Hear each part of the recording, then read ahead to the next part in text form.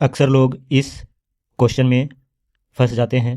Question है, एक गोल मेज पर 7 लोग कितने तरीके से बैठ सकते हैं। जब n लोग एक गोल आकृति में बैठते हैं तो बैठने का तरीका का फॉर्मूला होता है n-1 का फैक्टोरियल।